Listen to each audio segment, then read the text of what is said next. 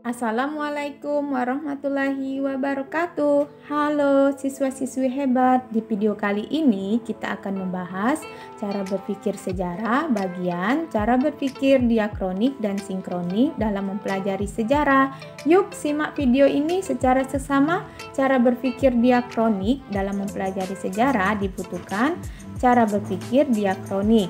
Sebelumnya, tahukah kalian apa itu diakronik? Secara etimologis, berasal dari bahasa Yunani, yaitu dia artinya melintasi, melampaui, melalui, dan kronos artinya waktu. Jadi dapat disimpulkan berpikir diakronik dalam sejarah artinya berpikir mengenai peristiwa sejarah secara menyeluruh dalam runtutan waktu yang panjang, tetapi terbatas dalam ruang.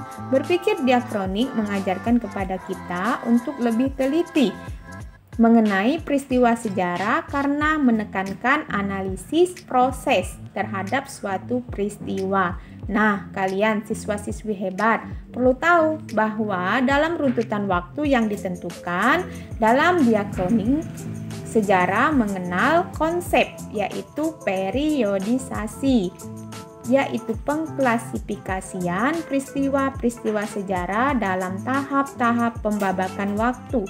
Periodisasi dalam sejarah diperlukan karena penting bagi kita agar dapat menganalisis secara menyeluruh suatu peristiwa dalam berbagai aspek terhadap peristiwa-peristiwa yang telah terjadi dan saling berhubungan dalam berbagai aspek.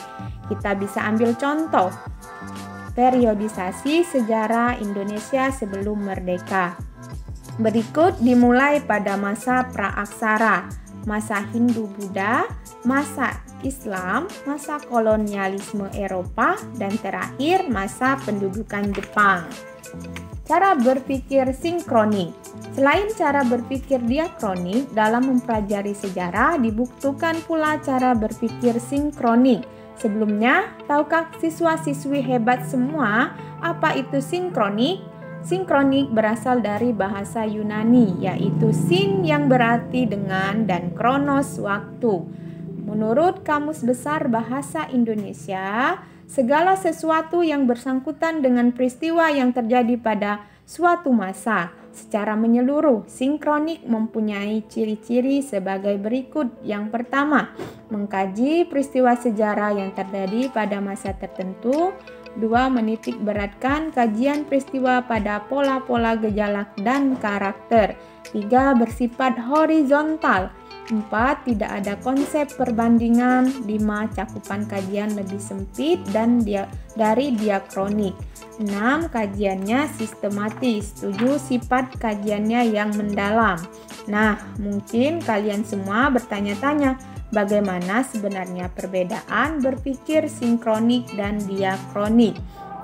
Salah satu contoh perbedaan berpikir sinkronik diakronik adalah berpikir sinkronik penulisannya melebar dalam ruang, sedangkan berpikir diakronik penulisannya memanjang dalam waktu.